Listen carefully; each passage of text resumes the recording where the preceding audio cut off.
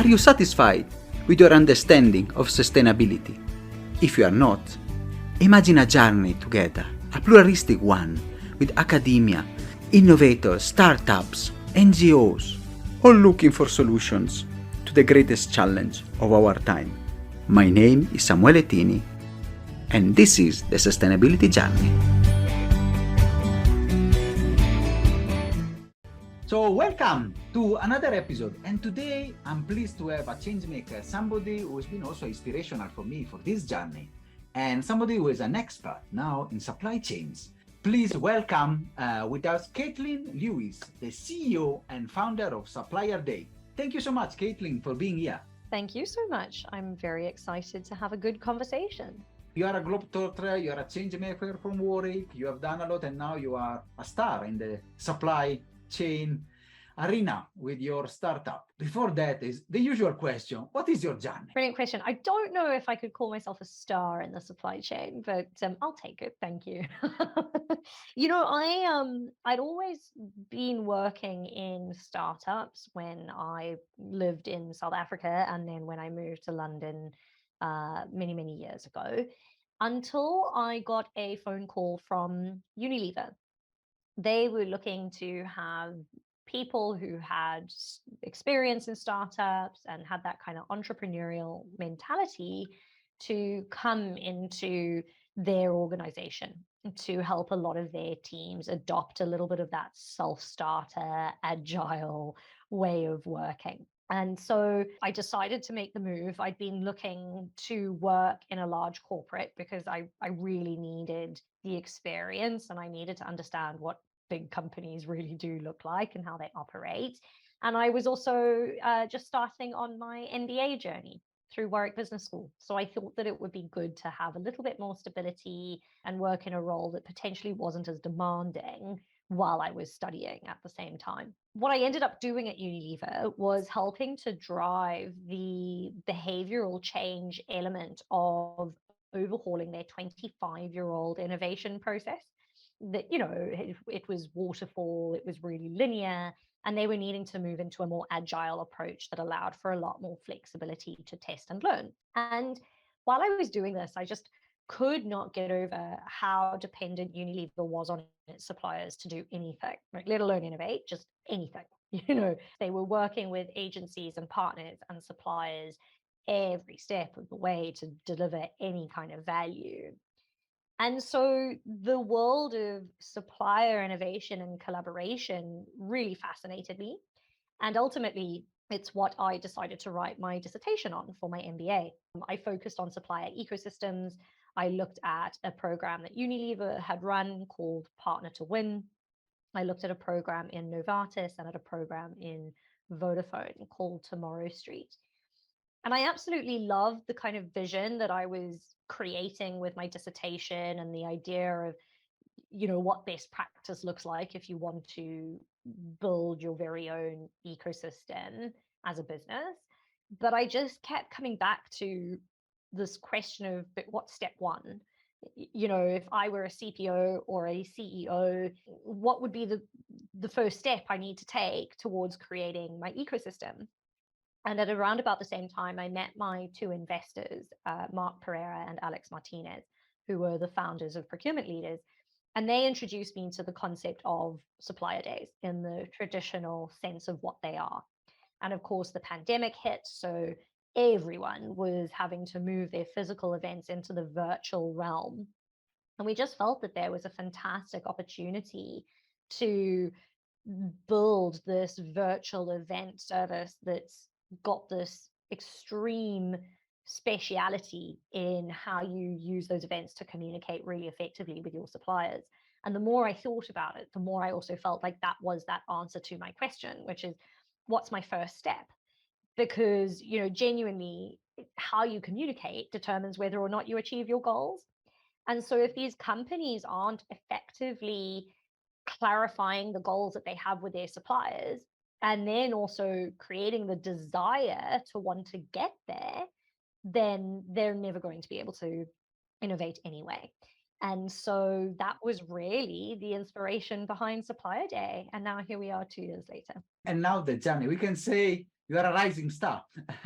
And you have done a wonderful job, I think, in this journey to really leverage also on your dissertation to see, especially to focus and laser focus on a specific problem, sustainable supply chains and the world.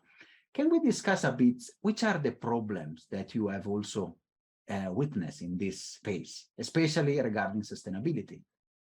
Yeah, where do you start? That's 5 points.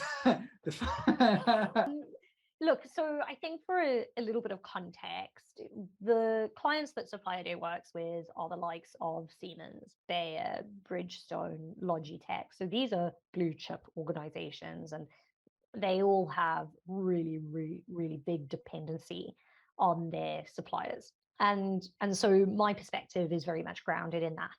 But, I think that what is also really important to mention is that 80% of a company's emissions are coming from their supply chain. So it's the single biggest contributor to emissions. And we have got to create more urgency around then building sustainable supply chains, because I really think that that is the answer to, in any way being able to offset the climate crisis that we are in right now. But that's a really, really big thing to start with. And we've got to start breaking this down. And I think the place to start is where you talk about the current challenge, at least our clients are really preoccupied with. And quite simply, that's benchmarking. It's being able to access data that tells them how sustainable or not their current practices are. But the problems around that is that they have really poor data, or they don't have any at all. There's no standardized or commonly accepted way to then take that data and translate that into what their emissions are and to quantify that accurately. And so everybody's doing it differently. It isn't accurate, and nobody really knows what any of it means. What we really see happening is that all of these companies are setting themselves these targets. The popular one is net zero by 2030, but they don't have any idea of how they're currently doing or what areas they need to be focusing on to achieve the goal. The genuine problem is that all of these companies are completely blind when it comes to the sustainability of their business or their supply chain. The good news is, as I think that these are challenges that can be solved. They're starting to be solved now. We see things like science-based targets coming in. We have the Carbon Disclosure Project that these are organizations that are doing a fantastic job at being able to create some form of standardization. There's some fantastic startups out there that are really building fantastic emissions reporting capabilities. So although it's not easy to solve, these are things that can be addressed. I would challenge companies to really start thinking about what the real problem is in the human behavioral change element of this. To want to actually solve the problem of building sustainable supply chains, you've got to approach the problem completely differently. You've got to work in completely new ways and overhaul the existing processes of the company. And so these are the things that are going to take even more time to do, because it requires so much change. We all know, as human beings, we don't like change. And so the sooner companies can start to prime their teams for this, the sooner they can find processes or frameworks that will help their employees to operate in different ways, I think the sooner we will see sustainability initiatives taking off. It's certainly something that we find the events that we run for our clients to be particularly effective in. Again, it's clarifying the goal and then creating that desire in amongst the audience to want to get there. Because if you don't have that, then you're not going to get anywhere, are you? And definitely, I totally agree with you. And seriously, now you are leading already the conversation towards the space. You have mentioned startups are coming up, and within this ecosystem and in many actors that are trying to give answer, Supplier Day is there. So engaging supplier for sustainability. What is Supplier Day? What are you doing? Which is your mission and vision? sustainability initiatives are just too important to be left to the traditional ways that organizations will communicate with their suppliers. In the past, this has been, if you're lucky, some kind of email message from the CEO, the CFO, or the CPO. Maybe it's a video email message where they're talking about, we're, taking on this new initiative and we're so excited and we need you to do it with us. That's best case. Worst case, you actually get companies that just apply a new set of KPIs in relation to sustainability to their contracts with suppliers for the next year without any discussion around it. This is, again, just not going to create that desire within your suppliers to want to work towards the goal. And so it's all about being able to communicate the mission behind that initiative successfully. It's clarifying the goal and then creating that desire to get there. And it's not only with suppliers, it's with business stakeholders and the internal procurement community too. And it just so happens then that events are a really effective way of doing this. We pull everybody out of the BAU, and we as a company are adamant about using proper virtual event technology. So you're not just going to come on to a Microsoft Teams or a Zoom call that feels like every other meeting you have with your clients. We need everyone to see and feel that this is different. And that immediately makes them sit up straighter and pay more attention to the message. And what I will say is I think that events are also great for then catalyzing action because they bring people together. So what Supplier Day does is we design experiences around the opportunity to share knowledge and have constructive conversations that then inspire action. And to share a little bit with you around, what we deliver for our clients. On average, we save them about 300 tons of carbon per event. We're able to help them reach 166% more suppliers and deliver a cost saving of 70% compared to physical events. And so I think there's real ROI in doing it this way. Wow. And those are critical numbers. And I think they hit the bottom line while also being profitable for the planet. You have mentioned you have big names, customers, and you have this innovative way to engage suppliers, really bring them together and brainstorm and discuss and engage. Can you share a bit some success story from your work? Absolutely. I think, there's three that come to mind, and ironically, they are the three very first customers that we ever had.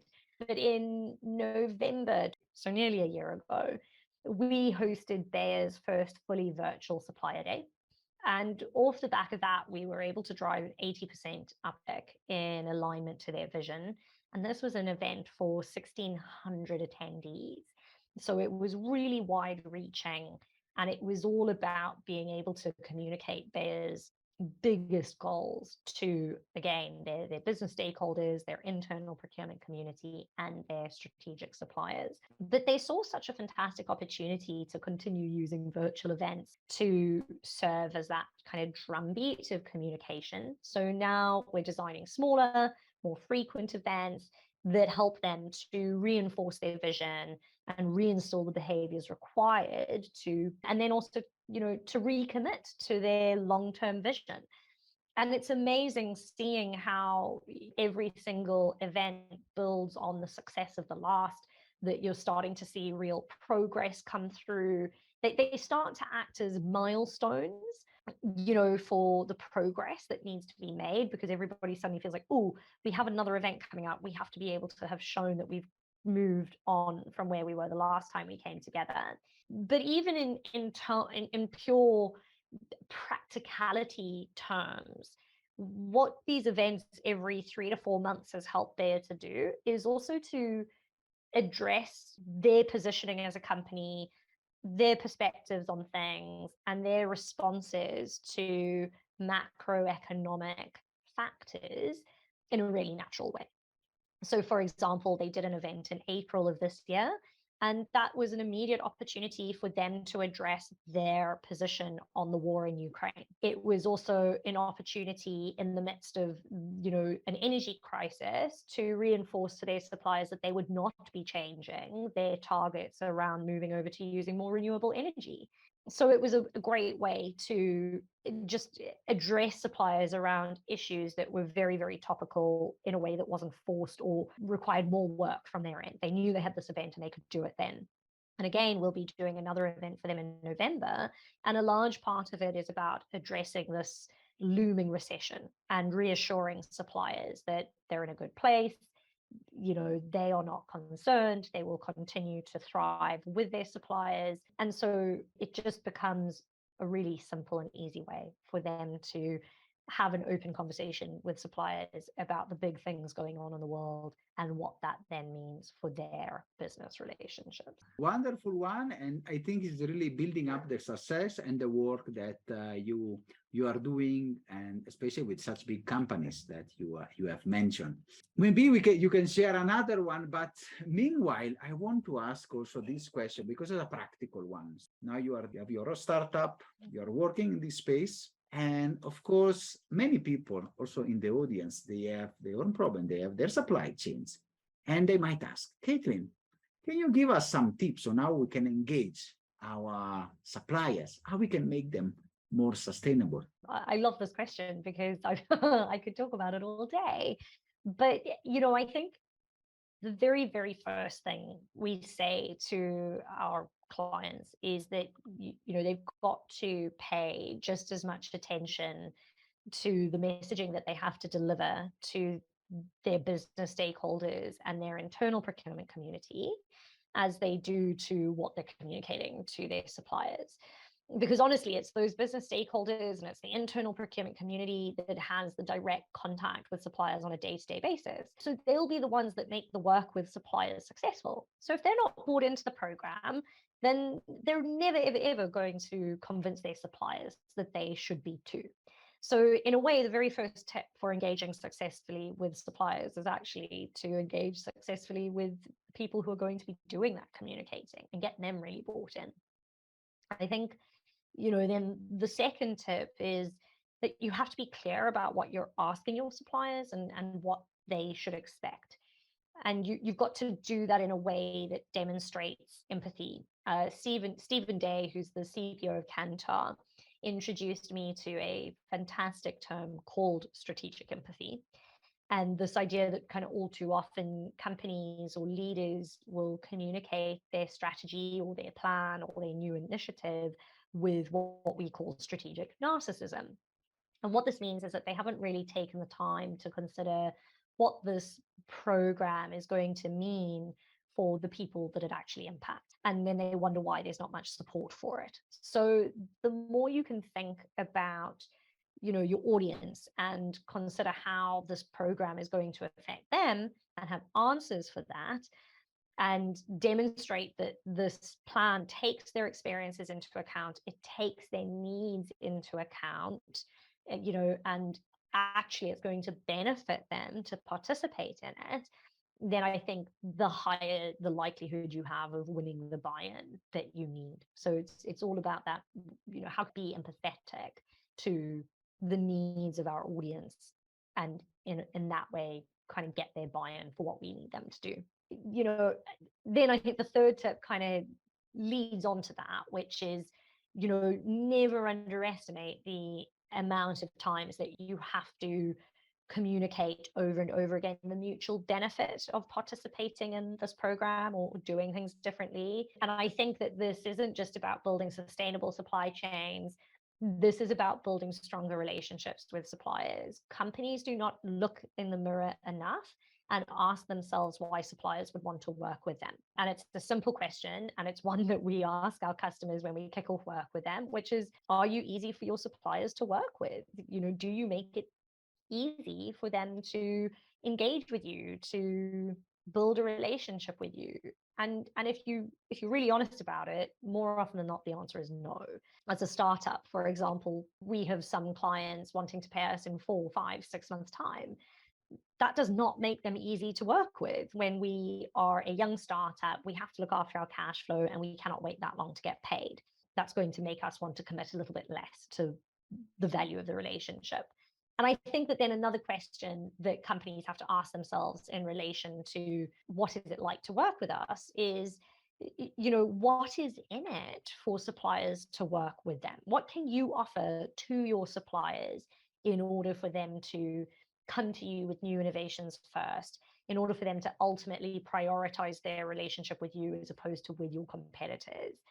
I think there's an assumption that the company is a customer to their suppliers. They're the biggest, they're the most important. But the reality of the situation is that even the likes of a Siemens, a British American Tobacco, they are all actually really small customers for a lot of these suppliers that are way bigger than them. So they have to find ways of building such strong relationships with their suppliers that they get that preferential treatment from them. And they do that by being really honest about, are we easy to work with, and what can we offer our suppliers back for working with us? Where are we? We're at our third, so we've got to get on to our fourth tip now, right? Yeah. Great. Fourth tip, I think, unplanned, ad hoc, one-source communication doesn't work. As I was describing in our success story with Bayer, you know, and this is the case for the majority of our clients, they're all looking at building out a series of events because they appreciate that they have to reinforce those key messages regularly. And especially when it's, amidst all of this uncertainty in the world, the opportunity to have these regular touch points is really, really effective. And what it means is that it helps you to drive your entire program forward and progress on it, as opposed to just kind of doing events in ad hoc fashion with no real revolutionary purpose behind them. Final point, engagement means engagement, not tell, not broadcast. It's dynamic, it's conversational, it's multi-way. It's not just between your company and one supplier, but it should be between multiple suppliers. We're seeing time and time again that the more successful collaboration programs are those that bring together suppliers across multiple disciplines to share their knowledge and look to apply it in new scenarios.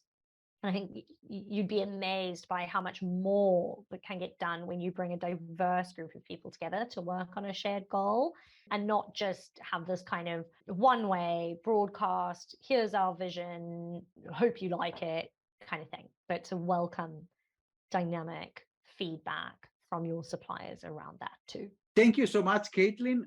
Wonderful insight and wonderful tips. That's really something that people are taking note, and also myself, I'm taking notes because they are very useful. And this leads to ask you a question about your future. I mean, you are a young leader, you're a woman leading a startup. Which is the way forward for Supplier's days and for you? I think that I spend all day, every day, listening to my team, listening to our clients, listening to our prospects, listening to, my mentors, the sort of the people that I am incredibly lucky to have in my ecosystem, and what their big problems are and what therefore their needs are. We've been able to develop in what I think is an incredibly impactful collaboration process in partnership with Siemens. And the reason that it's been so successful for them is because we started by spending hours just listening to what their problems were, and we tried to solve for those. And so I think that in terms of the future for Supplier Day, we really are moving away from the traditional sense of what a Supplier Day is, and moving way more into regular communications, events that have a purpose, not just around disseminating information, but genuinely becoming spaces where people can share their knowledge, engage with one another, and build stronger relationships. And it's exciting to see that evolve. And I think, the reason that entrepreneurs take business so personally is because their companies are an extension of their character. I kind of look at how we're developing our product or our service, and I've always had a strong affinity for communication, and so it's no surprise to me that this is the route we're going down. It is a pure extension of the things that I really care about. Even the tips that I shared with you, these are the things that really matter to me, and I see making a huge difference in the world. But it's an incredibly gratifying journey to be on. I'm very excited. And thank you, Caitlyn. I think that is a dream job, to be able to express yourself at the highest and where you find purpose, the conjunction of purpose and what you like.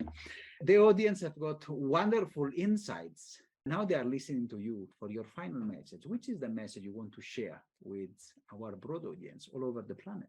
I think especially when it comes to things like sustainability, you just have to start. There are so many companies that are wavering on what to do about sustainability, or they're scared of overcommitting, they're scared of being accused of greenwashing. And I get it, it is very scary. But I think that these are also the ones that will never get started. We also are genuinely in a climate crisis where we're already behind, where, and we have to find ways of accelerating a response to the climate crisis. But no one has a perfect plan. No one knows how they're going to solve these problems. But it's the ones that are, engaging in those difficult conversations. They're collaborating with their suppliers. And there are some companies that are collaborating with their competitors, around things like packaging, reducing their reliance on plastics, etc., etc., etc. And these are the ones that are going to find the answers. They'll build momentum, and they're going to make progress. You have to start somewhere, and the perfect place is to start by bringing your ecosystem together towards a shared goal to explore where you can go together. And I think the sooner that we can do that, the sooner we are going to see a lot of sort of acceleration. Thank you so much, Caitlyn, for this wonderful and exciting and insightful episode. It's been a lesson for me, and we wish you a success with Supplier Day, and thank you for this episode. Thank you so much. I've loved this. Are you satisfied after this wonderful episode? Let's continue together our sustainability journey.